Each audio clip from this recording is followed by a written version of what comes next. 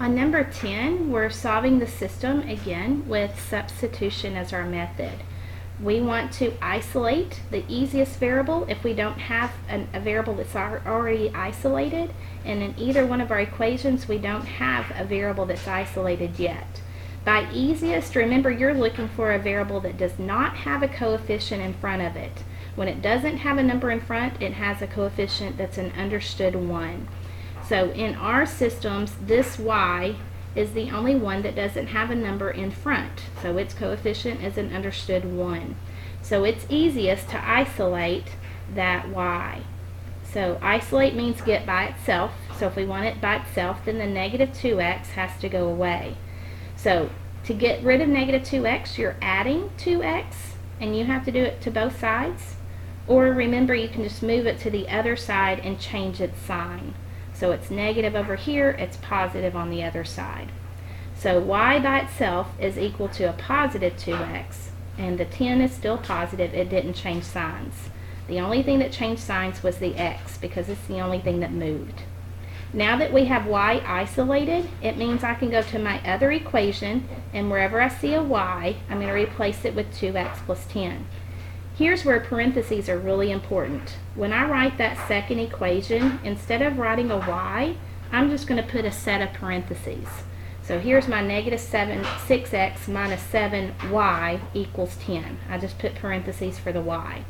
So now I can put this 2x plus 10 in place of the y in that equation. So I'm putting it in place of that y inside the parentheses. So notice I don't have a y in the equation anymore because I replaced y with 2x plus 10. So now this equation only has x's in it. So that means I can solve for x. The parentheses are useful because they remind me that I need to distribute. Whatever number is in front of y has to be multiplied by both of the terms inside the parentheses. Make sure you pay attention to its sign. It's a negative 7. So this 6x is still negative 6x. Negative 7 times positive 2x is a negative 14x. And negative 7 times positive 10 is negative 70. And we have it equal to 10. Really make sure you pay attention to those signs. Go back and double check everything in your calculator. Again, these x's are on the same side of my equation, so those are like terms. Negative 6x minus 14x is negative 20x. Then we have minus 70 equals 10. Now I can undo subtraction by adding 70 to both sides. So I have negative 20x equals 80. Undo multiplication using division, dividing both sides by negative 20. Paying attention to my signs, a positive divided by a negative is negative.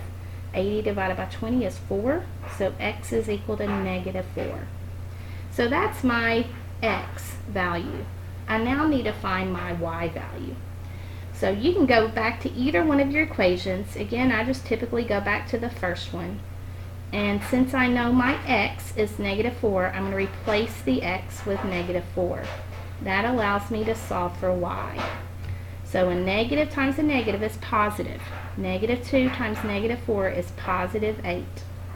So now to solve for y, I can get rid of the 8 by subtracting 8 from both sides. So y is equal to 10 minus 8, which is positive 2. So my solution is negative 4, 2. Again, I really encourage you to check your answer in both equations. So in negative 2x plus y equals 10, I'm replacing the x with negative 4, the y with 2. Not sure why I wrote a parentheses there, so just ignore that. And then checking that math. Negative 2 times negative 4 is positive 8. 8 plus 2 is equal to 10. In my second equation, negative 6x minus 7y equals 10. I'm replacing the x with negative 4, the y with positive 2. Negative 6 times negative 4 is positive 24. Negative 7 times 2 is negative 14. And 24 minus 14 is equal to 10. So I know that that is the correct answer.